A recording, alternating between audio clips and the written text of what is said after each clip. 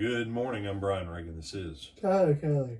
And Tyler is a little bit sleepy this morning, so we're going to let him wake up by reading Proverbs 28, 23, and 24. He who rebukes a man will find more favor afterward than he who flatters with the tongue. Whoever robs his father or his mother and says it is no transgression, the same is companion to a destroyer. Okay. So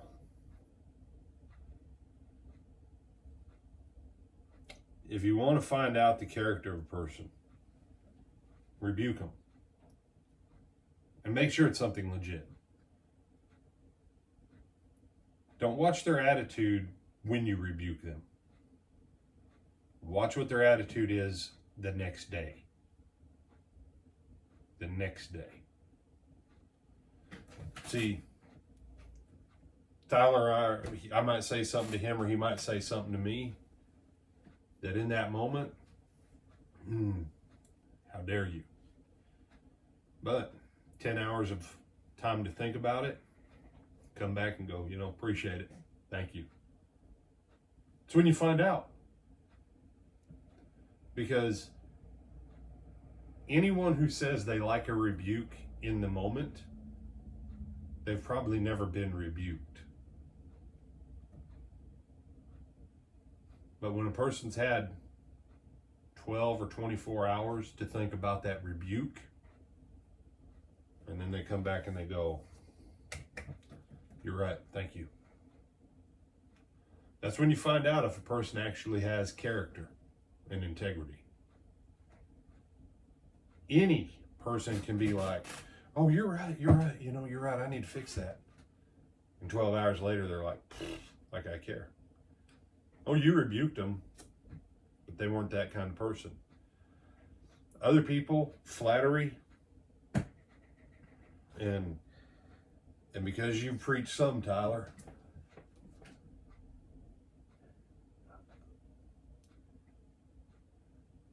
I'm fine if someone wants to say, that was a good lesson today, preacher. Because most people don't say it in a sense of flattery. But more than that, I'd rather them say, your sermon made me think. Your sermon made me look at myself. That would mean more to me. Why? Telling me I did a good sermon, I don't know. Does that mean it made you feel good? Does that mean it pleased you? Does that mean it satisfied what you wanted to hear that day? I don't know. Your sermon made me look at myself. That says something. What about, because when I say this, I'm not dogging you. You don't preach very often. Yes, sir. So when you do preach, because I've been there a couple of those times. You have? People come up and it's like the words out of their mouth are like, you're the greatest preacher since Jesus, and they might even like you more than Jesus in that moment with some of the stuff that I've heard people say. Where's your take on that? Well, talk to the camera and talk to me. They're being ridiculous. Because, what is it about it that you're like, no?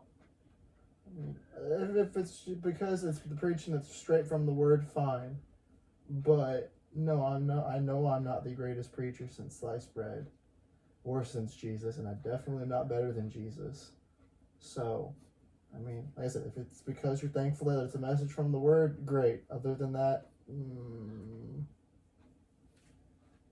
And for those of you who attend services with us or who watch us online, don't think that we don't appreciate that people do like to show up and hear us minister the word of the Lord. We do. But there's always that weird place that, are you saying this to flatter me? Or are you saying it because it actually affected you beneficially? Why? But when someone says to me, and now these are the ones I do like. Preacher, I didn't really care for your message, but mainly because it showed me that I've got some stuff I've got to fix. And he said, what do you answer that? Thanks be to the Lord, brother. If I can help you, let me know. Because I don't know what they need to work on. And standing right there with everybody else filing past them, I don't know if I want them to say, brother, I, beat my dog, I beat my wife, I beat my kids, I get drunk, I snort cocaine, and I've stolen $500,000 from my employer. That may not be what I want them to say on the heels of, I've got some stuff I need to fix. Okay? But a rebuke or flattery. And then the other one, and this one is becoming more common as time goes on. Children or grandchildren who steal from their parents or their grandparents or other family members. And they go, it's not that big a deal, we're family. When you start to see that in a society, understand this, your society's already fallen. The props may still be holding up the appearance of it, but the inside of it is rotted out all the way. Yeah, just no.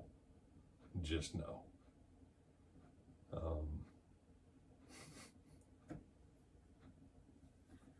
It's a different thing if someone says, everything I have is yours, whatever you need, help yourself to it. That's not what he's talking about. And he says they're companions of the destroyer. And the destroyer there, I think that harkens back to Exodus, when the destroyer went out over the land of Egypt. People like that, they're companion to that kind of destruction and ruin. So, a little bit longer of Morning with Brian and Tyler, but as we move to the holiday season, beware of flattery. Beware of flattery. And be open to when people want to talk to you honestly. You don't have to like it when they first say it, but you'll find out who you are with what your attitude is about it 24 hours later. So I'm Brian Reagan. This is Tyler Kelly. And remember to like, comment, share, and subscribe. We'll see you tonight.